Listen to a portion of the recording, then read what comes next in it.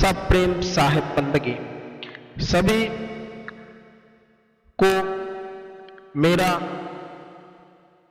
सप्रेम साहिब बंदगी सदगुरु कबीर साहब के चरणों कमल में शीश नवाकर उनको चरण बंदगी, महंत धनीदास साहब को चरण बंदगी, महंत धीरजदास साहब को चरण बंदगी। नेवादा धाम कबीर आश्रम की पावन धरती को चरण बंदगी, साहिब बंदगी। बंधुओं, आज हम जिस विषय पे बात कर रहे हैं कि किस देवता की पूजा करने से तुम्हें मुक्ति मिलेगी, किस देवी की पूजा करने से तुम्हें मुक्ति मिलेगी, क्या सरस्वती की पूजा करने से तुम्हें ज्ञान मिलेगा, क्या हनुमान जी की पूजा करने से तुम्हें शक्ति मिलेगी, क्या अल्लाह को मानने से तुम्हें शक्ति मिलेगी, क्या यीशु को मानने से तुम्हें शक्ति मिलेगी, क्या श्री कृष्ण को पूजने से तुम्हें ज्ञान और बुद्धि मिलेगी। ऐसे किस ईश्वर की पूजा करो। इस समय भक्त भी भ्रमित हुआ है कि वह माने तो किसे माने। कोई गुरु बताता है कि राम की पूजा करो, क्योंकि लिखा गया है कि रघुकुल रीत सदा चली आए, प्राण जाए पर बचन न जाए। तो कोई राम के पद चिन्हों पे तो चल नहीं पाएगा। राजा रामचंद्र जी के द्वारा जो कृत्य किए गए, उनके द्वारा जो जीवन जिया गया, इसलिए वह पूजनीय हो गए और उन्हें लोग भगवान के रूप में मानने लगे। लेकिन क्या भगवान राम के जीवन के बारे में लोगों को पता है? वह भी अपने कर्मों का भोग भोग कर ही यहां से गए। उनको भी कितनी यातनाओं को यहां पर झेलना पड़ा।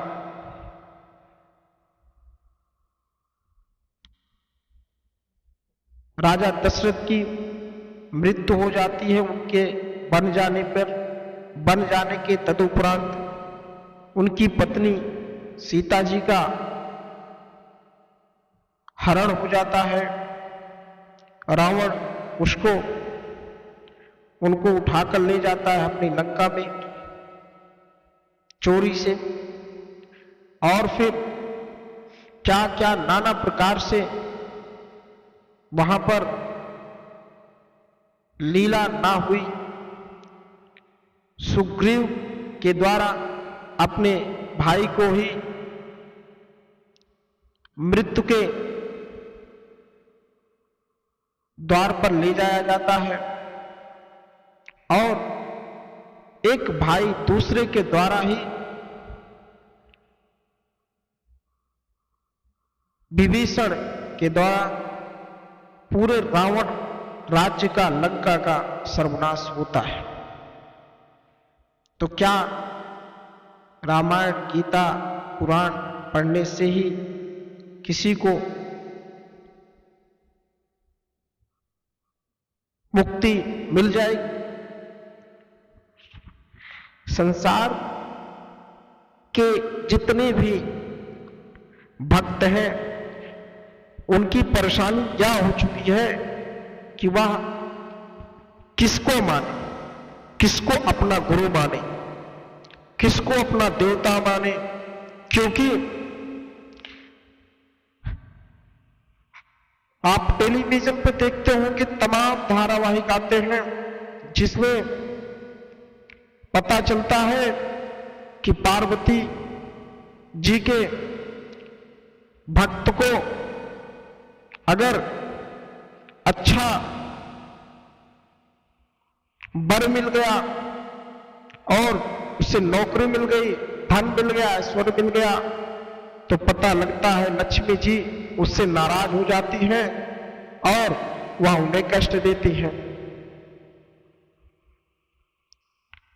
ऐसे ही यहां पर भी है,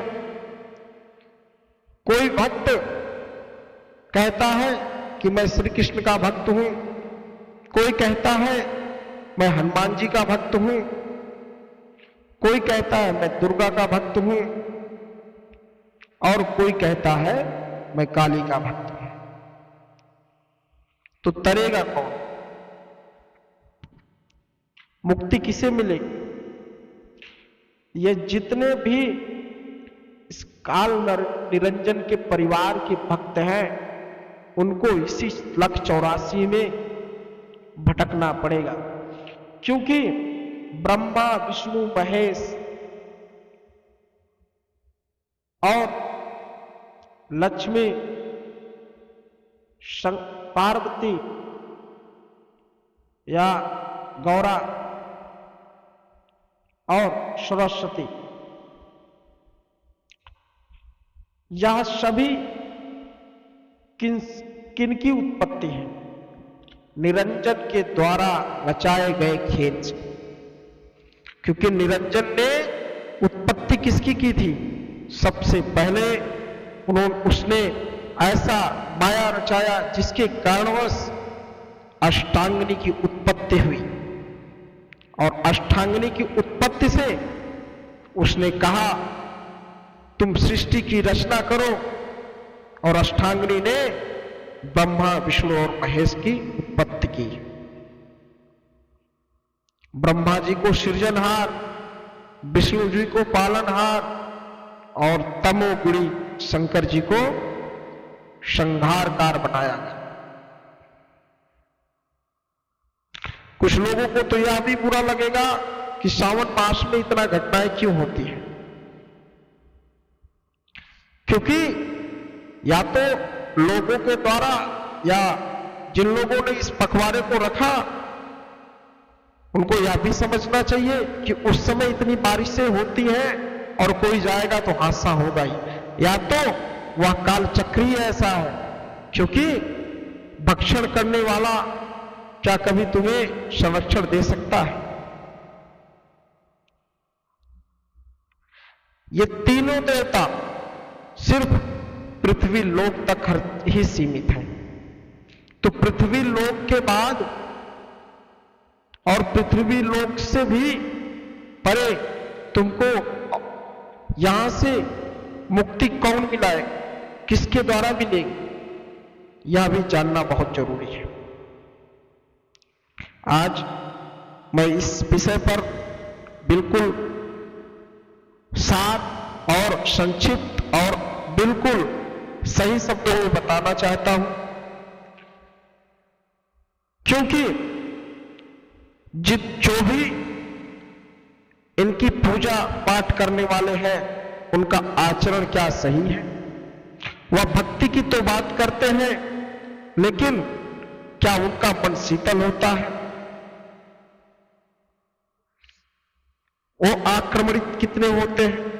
आक्रमणित का मतलब यह होता है क्या वो जीवों के ऊपर उनकी दया आती है, या सिर्फ दिखावे के लिए ही दया करते हैं?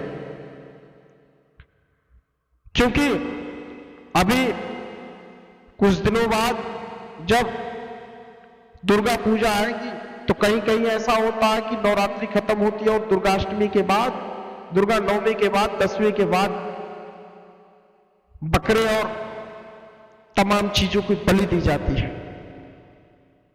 क्या यह सही है? तमाम मंदिरों में आज भी बलि दी जाती है। क्या देवी देवता सिर्फ यही भक्षण के लिए बने हुए हैं? क्या यह सही है? तुम्हें पाप का भागीदार बनाकर क्या मुक्ति मिल सकती है? जिनकी आप पूजा कर रहे हैं, जिनके नाम पर आप बलि देते हैं और पाप के भागीदार आप बनते हैं, तो क्या आपको मुक्ति मिल सकती है? कभी मुक्ति नहीं मिलेगी। क्योंकि अगर आपके पुत्र या आपके परिवारजनों की कोई हत्या करता है तो आप कोर्ट जाते हैं और उसे फांसी की सजा सुनवाते हैं। तो सोचिए, जिसके पुत्र और पुत्री की हत्या आप करते हैं, जिस जीव की हत्या आप करते हैं, वो किसकी कोर्ट में जाता है? वह ईश्वर की कोर्ट में जाता है। और जब ईश्वर की कोर्ट में वह जाता है तो उस कोर्ट में जो मालिक बैठता है उसका फैसला ऐसा फैसला होता है कि तुम्हें इसी पृथ्वी लोक में 84 लाख योनियों में तुम्हें भटकना पड़ता है। कभी तुम कुत्ता बनते हो, कभी तुम बिल्ली बनते हो, कभी चिड़िया का रूप लेना पड़ता है, पहेलियां मारता है, कभी कुत्ता बनते हो तो गांव में लोग लाठी डंडी से पीटते, तुम्हें रोटी एक एक रोटी के लिए भागना पड़ता है। क्या जीवन है तुम्हारा? क्या इसी जीवन के लिए तुम भक्ति करते हो? क्या तुम यही चाहते हो कि ऐसे ही मुक्ति मिले और यहां भटकते रहो? क्या यह सही? तो बंधुओं, सज्जनों, जो भी भक्त सदगुरु कबीर साहब की भक्ति करता है उस जीव को दोबारा यहां आना नहीं पड़ता, क्योंकि सदगुरु कबीर साहब के पंथ में, सदगुरु कबीर साहब के द्वारा गए चिताए हुए ऐसे भी कबीर पंथी नहीं जो कंठी और माला धारण करके और वो जीवों की हत्या करते हो और दूसरे का भी हिस्सा वर्तन और उसने हड़पने का कोशिश करते हो, उनको भी यहां आकर भोगना पड़ेगा। सदगुरु कबीर साहब उसी को अपना भक्त मानते हैं जो सदगुरु कबीर साहब के बताए गए रास्ते पर चलता है। सदगुरु कबीर साहब ने कहा है कि जो व्यक्ति, जो सज्जन, जो भक्त हमारी भक्ति करेगा वह काल निरंजन के सिर के ऊपर चढ़ के स्वर्गलोक का स्वर्गवासी हो जाएगा और वह अजर अमर हो जाएगा और वह जीवन में कभी जिंदगी में या पूरे सृष्टि की जब तक रचना होगी, जब तक सृष्टि रहेगी, दोबारा यहां लौट कर नहीं आएगा, उसे मुक्ति मिली जाएगी।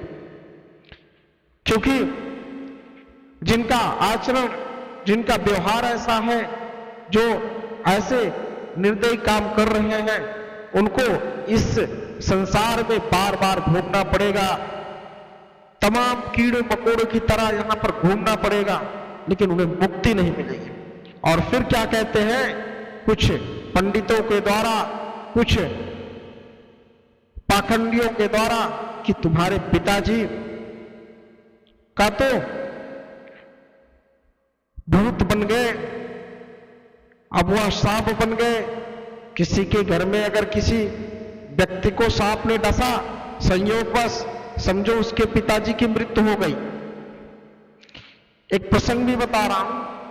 एक किसी गांव में एक पुजारी जी थे, वह देवी जी की बहुत पूजा करते थे, काली के पुजारी थे, और उनकी मृत्यु हो जाती है।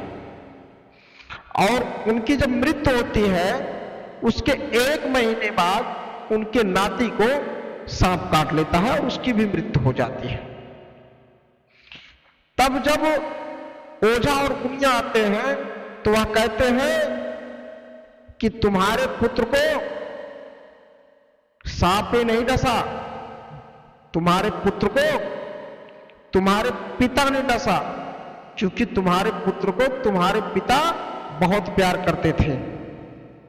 अब इनको बांधना पड़ेगा, नहीं जितने भी परिवार में लोग हैं ऐसे एक एक लोग को सबको खा जाएंगे। अब बताओ, जो व्यक्ति बेचारा बूढ़ी हड्डियों से भी अपने परिवार को इतना प्यार करता हो उसे मारेगा। गजब का ज्ञान है और गजब का संदेश देने के लिए है ये लोग। अब सोचिए कि कैसा इनके भक्ति और कैसे इनके भगवान और कैसे इनके पुजारी। वहां पर काली जी का कोई आशीर्वाद नहीं हुआ कि बेटा खड़ा हो जाए। 2-3 दिन चला ऐसा प्रकरण, मैं जिया दूंगा, मैं जिला दूंगा, मैं ये कर दूंगा, मैं वो कर दूंगा। बहुत बाबा आए और एक बाबा जो बोल के चला जाता, सब बाबा वही बोलते हाँ ये सही बात है। ऐसा चलता रहता है। ऐसे तमाम पाखंडवाद से बिल्कुल दूर रहना चाहिए और सच्ची भक्ति किसकी करनी चाहिए, कैसा करना चाहिए, यह आपको विचारना है। आपने आस पड़ोस में एक बार विचार करके देखिए कि क्या यह सत्य है कि भक्ति करना और दूसरों की हत्या करके उनको बड़े चाव से खाना, अपने स्वाद के लिए किसी जीव की हत्या करना, अपने पुत्र की प्राप्ति के लिए किसी की बलि देना मंदिरों में, अपने सुख जीवन के लिए किसी को बलि देना, ऐसे ईश्वर से क्या तर जाओगे? नरक में भी जगह नहीं मिलेगी, यही लक 84 में भटकना पड़ेगा।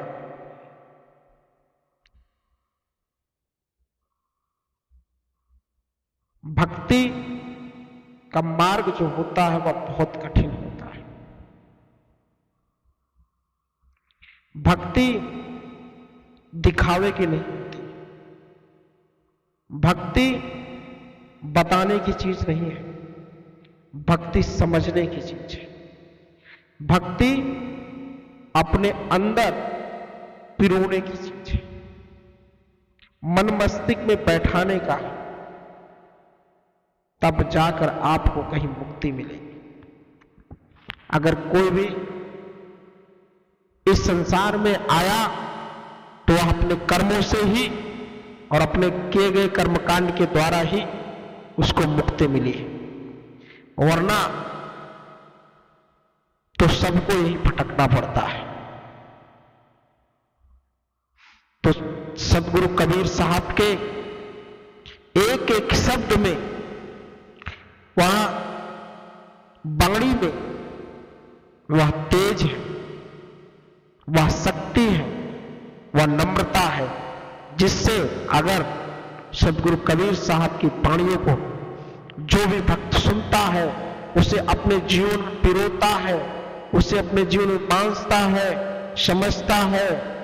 उन्हें मानने की जरूरत नहीं है, उन्हें समझने की जरूरत है। सदगुरु कबीर साहब के शिष्य बहुत सारे ऐसे हैं जो कंठी माला ले लेते हैं लेकिन सदगुरु कबीर साहब को जाने की कोशिश नहीं करते हैं। जो व्यक्ति सदगुरु कबीर साहब का भक्त भी ना हो, सदगुरु कबीर साहब के बताए मार्ग पर चलता हो, वो कंठी माला भी ना पहनता हो, लेकिन जो उनको जानता है, उनको समझता है, जो उनकी बातों को अमल करता है, उससे बड़ा कोई भक्त नहीं होता। वह जरूर ही उसे मुक्ति मिलेगी। संसार में भोगना कर्म का बहुत बड़ा महत्व है, इसलिए सबसे पहले आप अपना आचरण सुधारो, अपना व्यवहार सुधारो। भक्ति उसकी करो जिससे आपको मुक्ति मिले। सदगुरु कबीर साहब के अलावा इस दुनिया में कोई भी आपको मुक्ति के मार्ग पर नहीं ले जा सकता। सदगुरु कबीर साहब की भक्ति ही आपको मुक्ति मिलाने के लिए, मुक्ति दिलाने के लिए, मोक्ष दिलाने के लिए एक मात्र सहारा है।